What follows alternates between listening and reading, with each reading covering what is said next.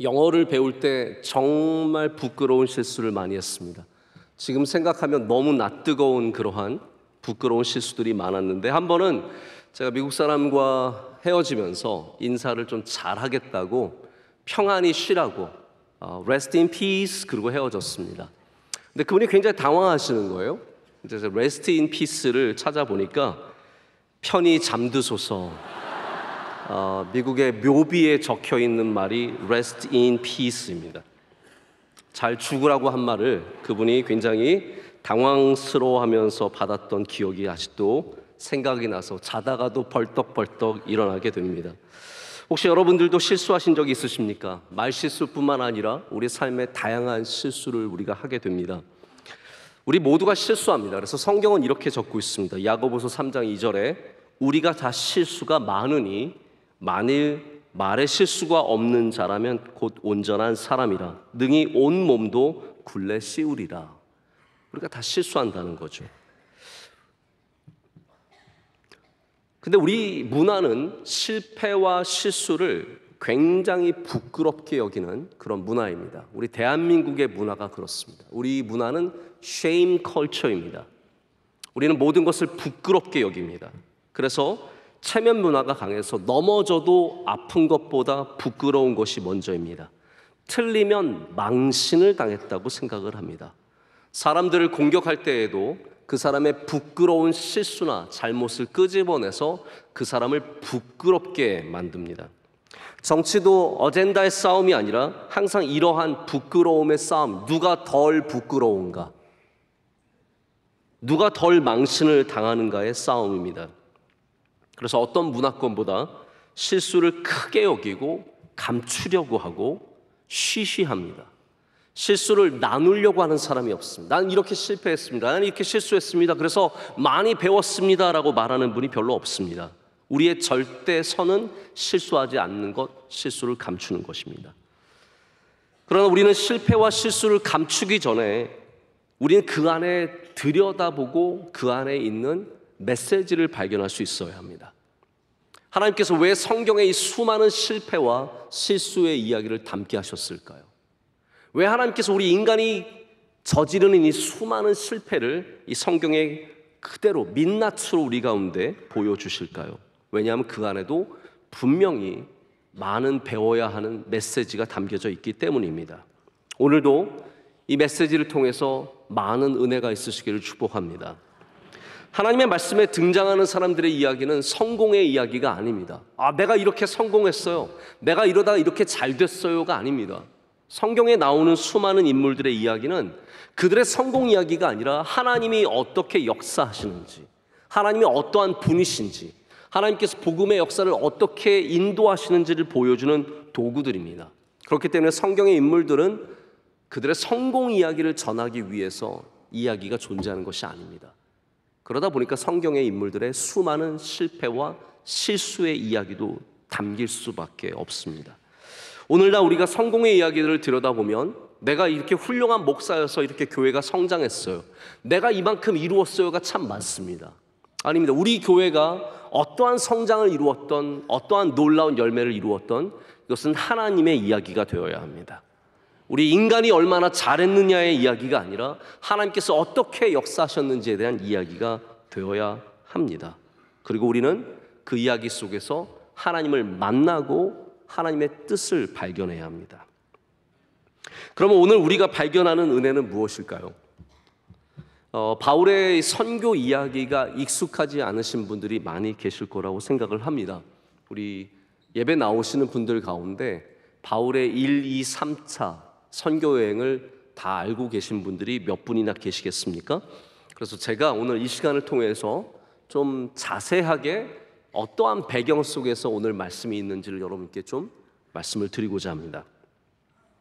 바울이 사울이었던 적이 있습니다. 그는 정말 기세가 등등하여, 살기가 등등하여 예수님을 믿는 사람들을 쫓아다니면서 그들을 핍박했고, 스데반이 모든 교회의 첫 순교자가 되는데 가장 앞장섰던 사람이었습니다. 그가 예수님의 제자들을 잡기 위해서, 이 교인들을 핍박하기 위해서 다메섹으로 올라가던 중에 예수님의 빛을 만나고 예수님의 음성을 만나고 그는 거기서 회심하게 되었습니다. 예수를 믿는 사람이 되었죠. 그래서 다메섹에 갔는데 다메섹에서 그를 잡으러 많은 사람들이 쫓아와서 그가 도망을 치게 됩니다. 도망을 가서 우리가 잘 아는 대로 아라비아 광야라든지 여러 곳을 전전하면서 다니고 있었습니다. 그러한 아무도 신뢰하기 힘든, 생각을 해보십시오. 지금 방금 전까지 스데반 죽이는데 앞장섰던 사람인데 어떻게 우리의 편이라고 금방 인정할 수 있겠습니까? 이 사람을 중용한 사람이 있습니다. 이 숨어있던 떠돌아다니던 바울을 데려다가 센터 교회에 등장시키고 많은 일들을 함께 하도록 도와준 사람이 바로 바나바입니다. 바나바가 있었기 때문에 바울이 있다고 해도 과언이 아닐 정도로 바나바가 그 중요한 일을 감당하게 되었습니다. 그래서 바나바와 바울이 함께 안디옥 교회에서 성경을 가르치고 양육하다가 그 교회의 파송을 받아서 1차 선교 여행을 떠나게 됩니다. 그 1차 선교 여행에는 바나바의 조카였던 마가가 함께 갔습니다. 근데 이게 모든 문제의, 오늘 말씀의 문제의 발단이 됩니다. 마가라는 인물은 굉장히 독특한 인물입니다. 제가 마가를 한번 생각을 해보다가 이 사람 우리가 생각한 것보다 성경에 너무 중요한 역할을 많이 감당한 거예요. 그래서 제가 언젠가는 한번 마가에 대한 말씀을 또 한번 따로 나누어야겠다는 생각이 들 정도로 마가가 성경의 모든 곳에 자리를 잡고 있습니다. 한번 생각을 해보십시오. 사도행전 첫 번째 120명의 제자들이 다락방에 모여서 기도하다가 성령을 받았습니다. 그때 누구의 다락방이었습니까? 마가의 다락방이었습니다. 우리 마가복음 여러분 읽으셨죠? 마가복음은 모든 복음서 중에 가장 먼저 쓰여진 복음서입니다. 마가복음의 저자가 누구입니까? 모르세요?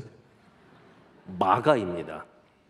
자, 그 마가가 이 마가고요, 이 마가가 그 마가입니다. 그 마가가 이 마가고 이 마가가 그 마가인, 모든 곳에 마가가 있습니다. 제가 좀 더 시간이 있다면 마가에 대해서 더 많은 말씀을 드릴 수 있는데 나중에 바울의 서신서에도 마가가 굉장히 중요하게 등장을 합니다. 내가 마가와 함께 갇혀 있다. 옥중에도 같이 갇혔었고요. 마가를 꼭 데리고 오라. 마가가 바울의 사역에 굉장히 중요했던 사람으로 변화된 사건들이 나중에 나옵니다. 마가는 부잣집이었습니다. 자, 여러분들도 상식적으로 생각해 보세요. 120명이 들어가는 방이라면 얼마나 큰 방일까요? 여러분의 방에는 몇 명이 들어갈 수 있습니까? 3명? 4명? 아마 5명, 6명만 앉아도 빼곡한 답답한 방이 대부분일 것입니다. 120명의 사람들이 모여서 함께 기도하던 방이었으니까 이 방이 얼마나 컸겠습니까? 마가는 부잣집이었습니다. 바나바도 부잣집 출신입니다. 그는 구브로에 큰 땅을 갖고 있었고 이 구브로에 있는 땅을 팔아서 초대교회를 도왔습니다.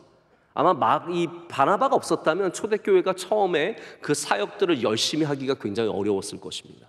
바나바 덕분에 초대교회가 세워졌고 바나바의 역할이 물질적으로나 관계적으로나 굉장히 중요했습니다. 마가는 그 바로 바나바를 외삼촌으로 둔 조카였습니다. 그래서 마가의 어머니 집안도 상당한 부를 이루고 예루살렘에 큰 집을 갖고 있었던 것이죠. 그런 마가가 전도 여행을, 이 선교 여행을 따라갔습니다. 그런데 이 귀하게 자란 마가가 가다가 보니까 힘든 겁니다. 마가가 가다 보니까 힘든 거예요. 그래서 그가 밤빌리아에 이르렀을 때 지금 이미 선교 여행 때문에 지쳤어요. 제대로 먹지도 못하고 제대로 자지도 못하고 많이 움직여야 하고 그러다 보니까 이 귀공자가 힘든 겁니다. 밤빌리아에 도착했는데 밤빌리아에 도착을 해보니까 막상 저 멀리 큰 산맥이 보입니다. 이제 이 산을 넘어가야 돼요. 그걸 보니까 마가가 자기는 도저히 못할 것 같은 거예요. 그래서 나는 그만하겠노라고, 나는 돌아가겠노라고 해서 돌아가게 되는 사건이 나오죠.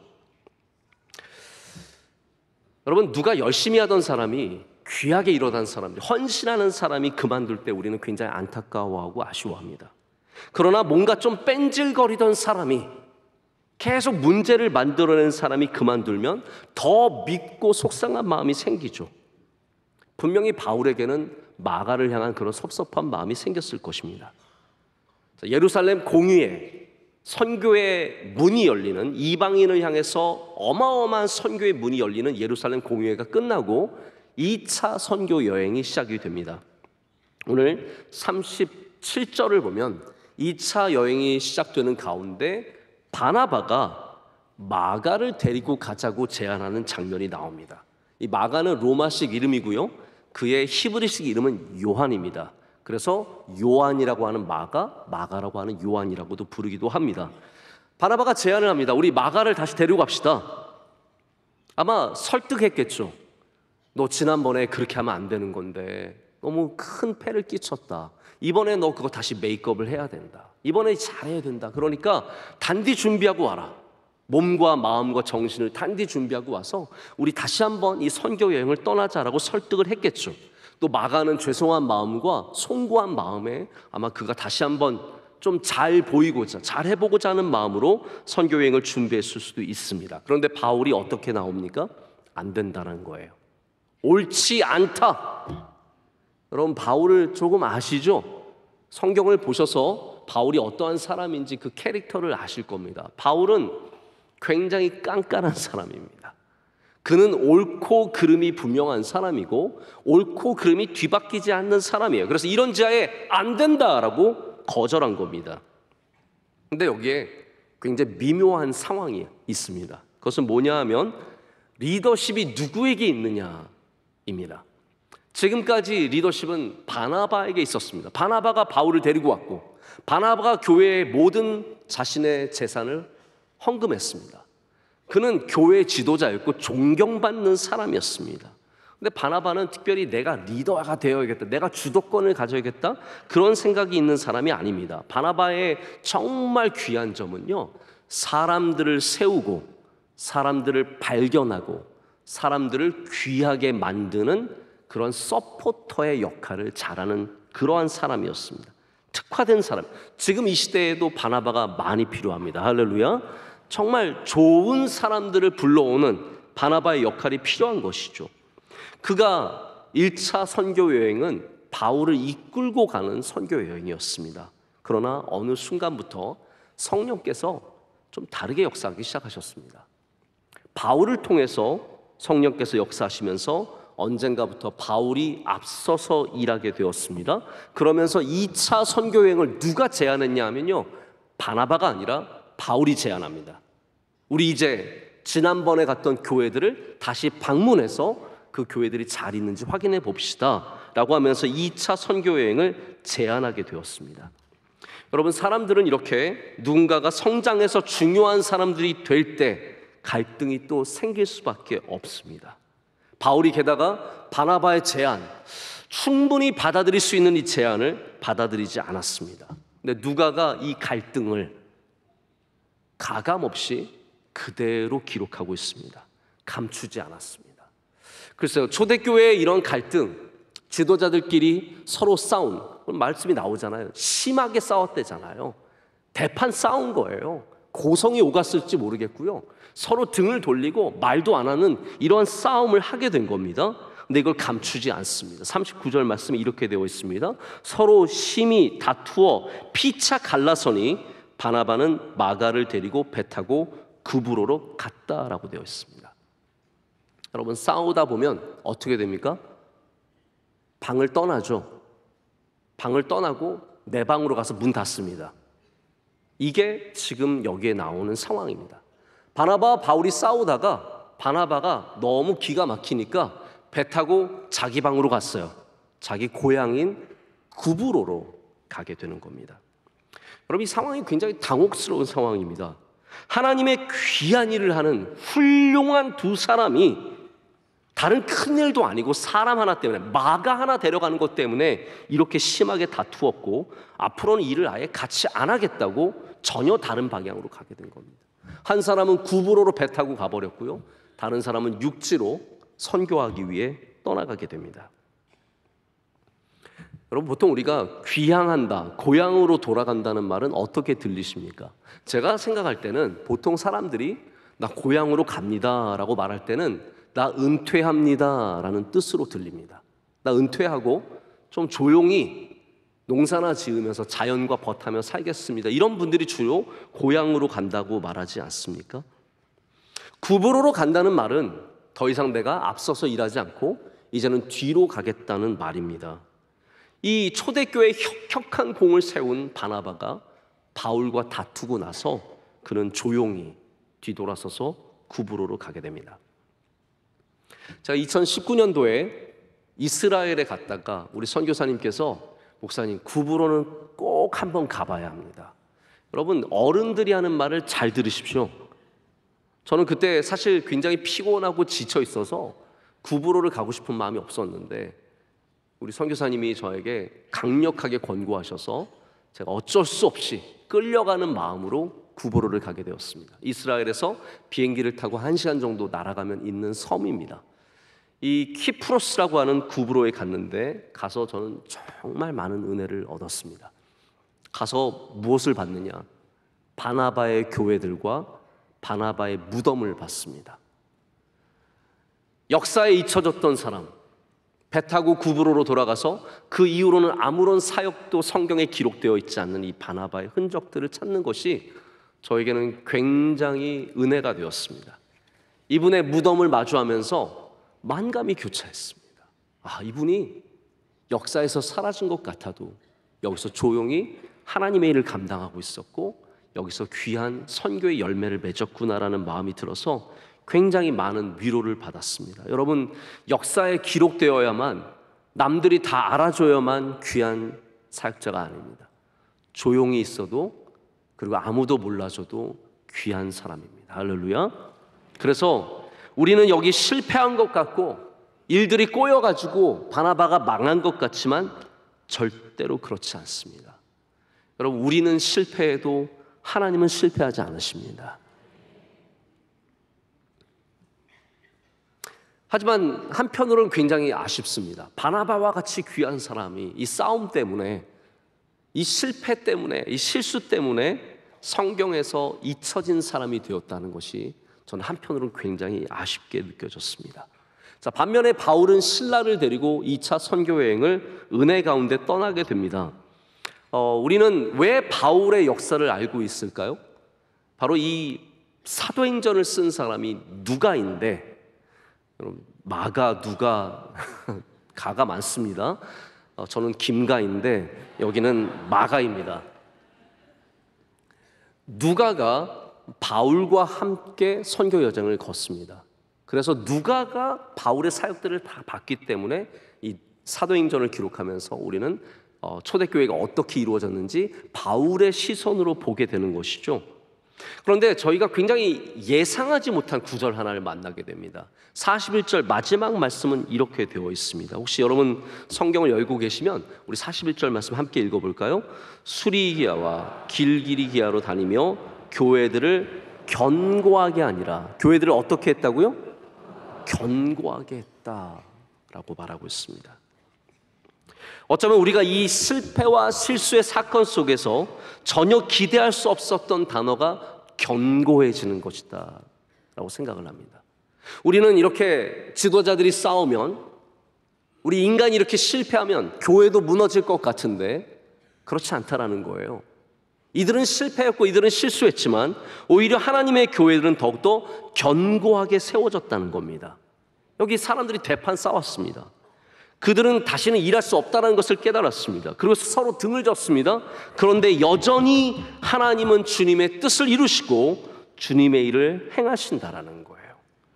우리가 실패하고 우리가 일을 망치는 것 같지만, 이번에 내가 이 실수를 해서 내가 완전히 망한 것 같지만 절대로 그렇지 않다는 거죠. 바울이 그것을 깨닫고 나중에 뭐라고 고백을 합니까? 모든 것이 합력하여 선을 이룬다는 거예요.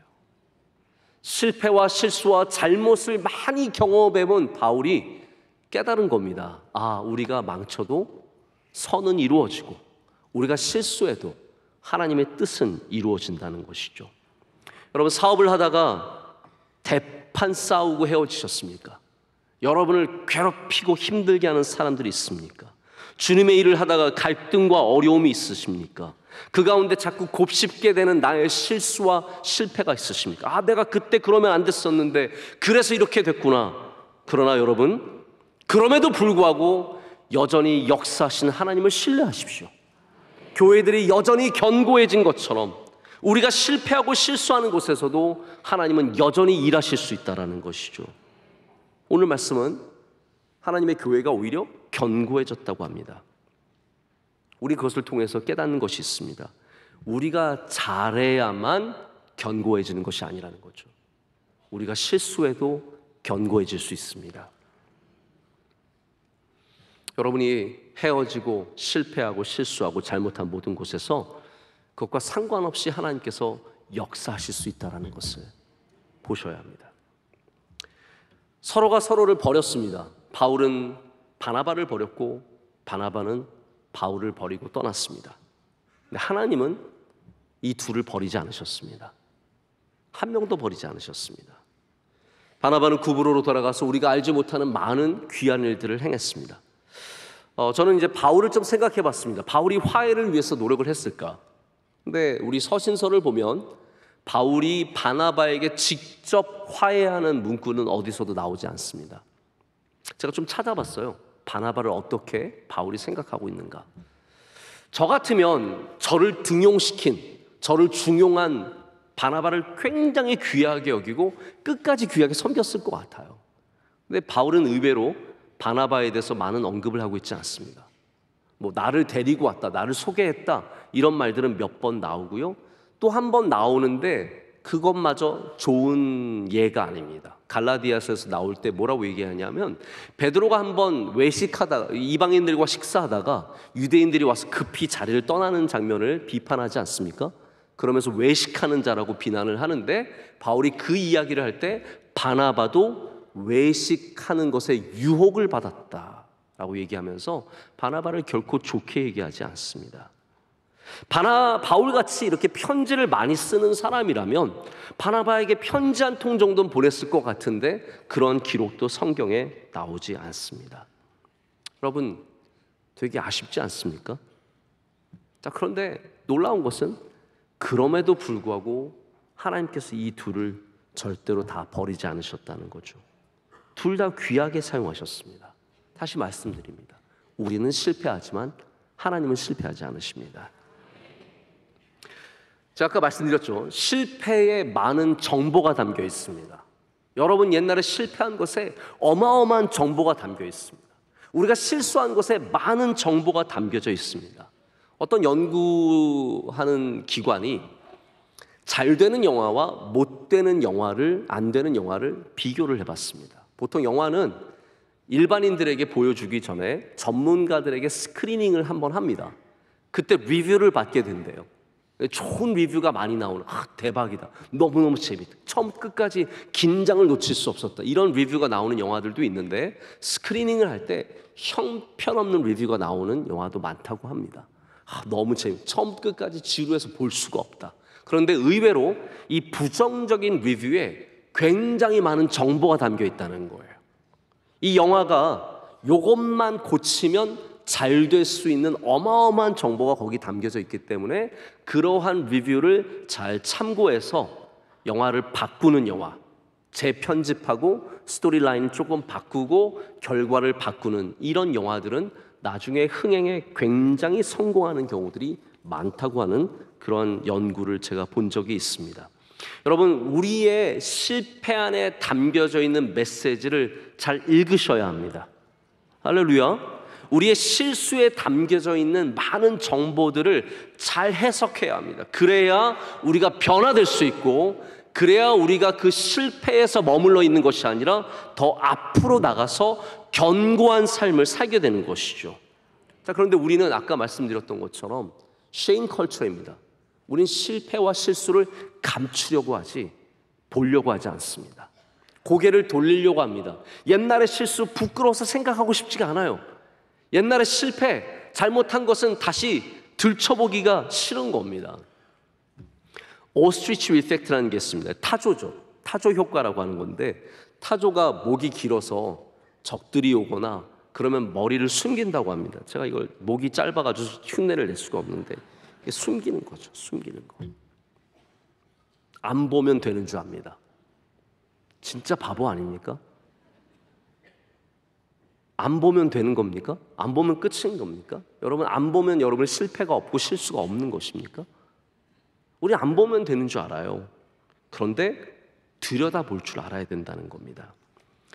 이 사회적 통념으로 부끄러운 질병들이 있습니다. 뭐 에이즈 같은 질병들, 굉장히 부끄러운 질병이라고 할 수 있죠. 에이즈 테스트 하시는 분들의 반은 검사 결과를 받지 않는다고 합니다. 왜 그런지 아십니까? 두려워서 그런 겁니다. 내가 정말 에이즈면 어떡할까? 차라리 모르고 사는 게 좋다. 타조처럼 그냥 내 안 보기만 하면 되는 줄 알고 안 보는 것을 선택한다는 것이죠. 우리는 봐야 합니다. 보라고 성경이 많은 실패의 이야기를 기록한 겁니다. 여러분, 성경을 한번 보십시오. 성공의 이야기들만 있습니까? 제가 수치로 정확하게 계산한 것은 아니지만 성공의 이야기만큼 실패의 이야기들이 있습니다. 저도 우리 목회자들에게, 가끔 저희 후배들에게 목회를 이야기할 때 제가 절대로 잘한 거 얘기하지 않습니다. 이런 실수들, 이러한 실패의 경험들, 저희 후배들에게 훨씬 더 도움이 된다는 것을 많이 경험을 합니다. 개척교회 세미나들이 많이 있습니다. 저는 그게 약간 이해가 안 되는 게, 개척교회 세미나에 오시는 수많은 강사분들을 보면 100% 성공한 분들이세요. 다들 잘했어요. 난 이래서 성공했습니다. 이래서 우리 교회가 잘 됐습니다. 이래서 우리 예배가 부흥을 했습니다. 근데 제가 보면은 실패한 이야기를 통해서 배울 수 있는 것이 훨씬 더 많습니다.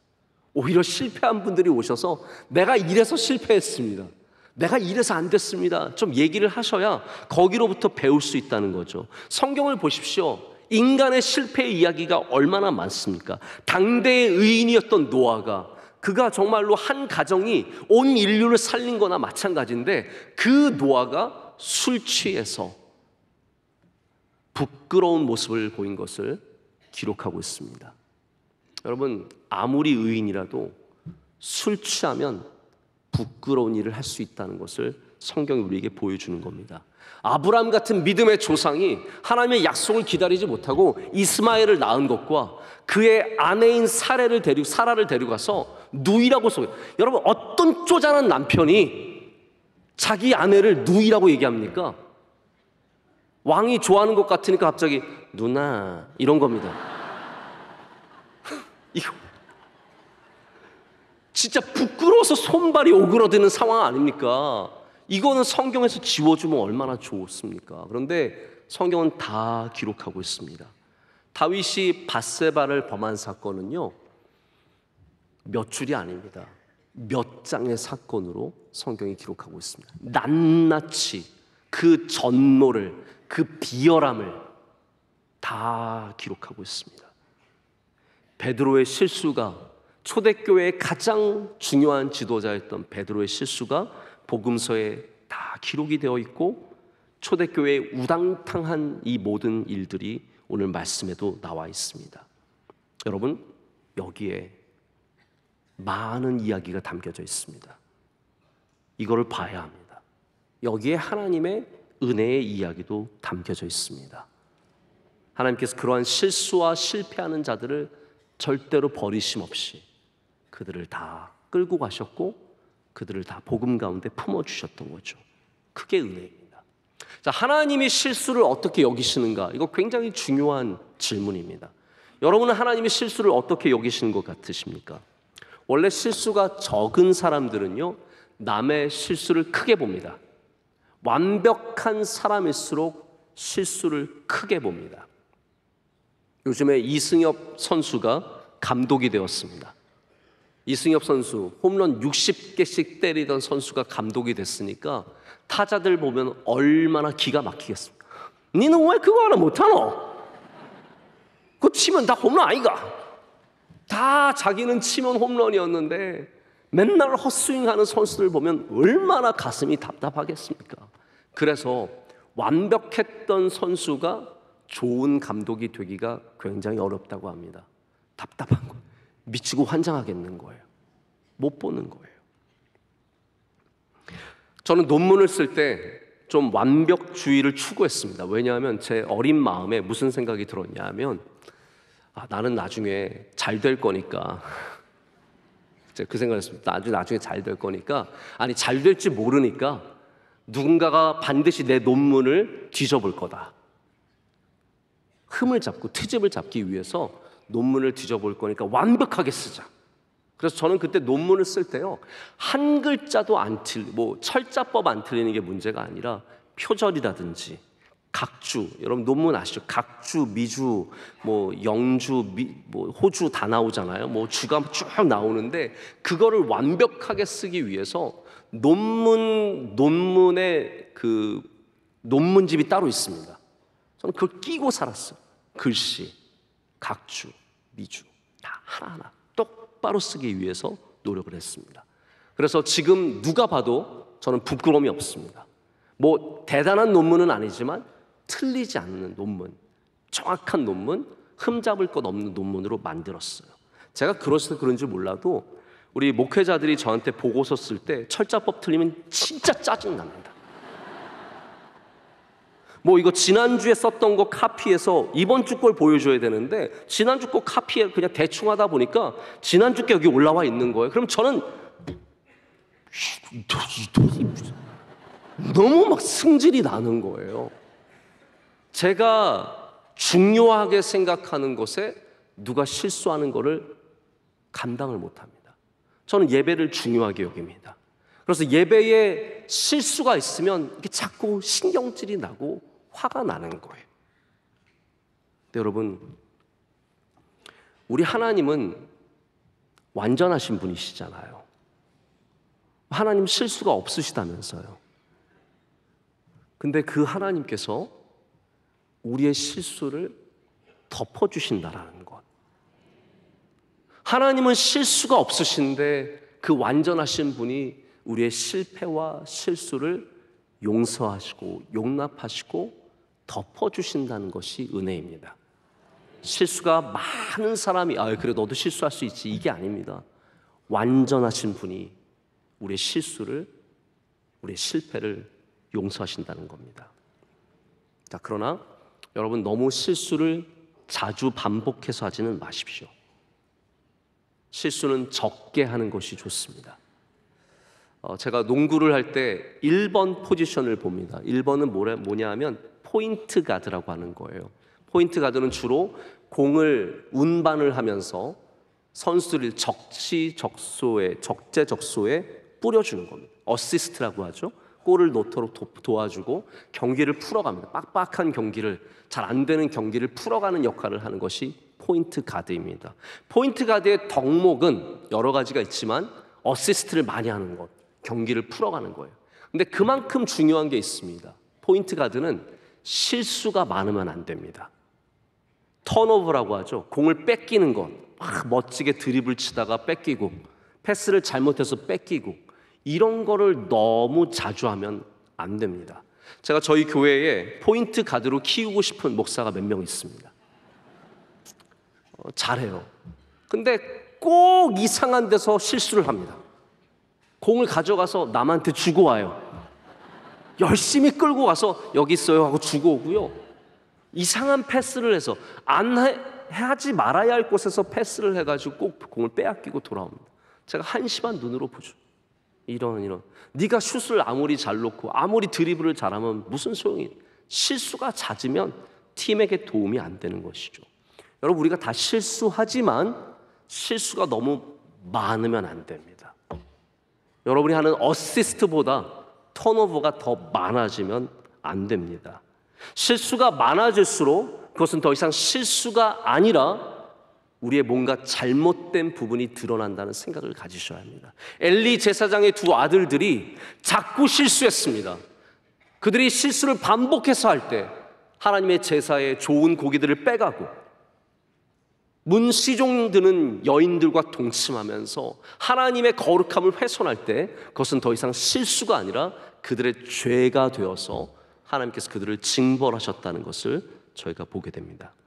믿음 좋은 사람들이 자꾸 죄를 짓고 기도 많이 하는 사람들이 자꾸 사람들과 갈등을 갖는다면 그것은 참된 믿음이 아니고 참된 기도가 될 수 없습니다.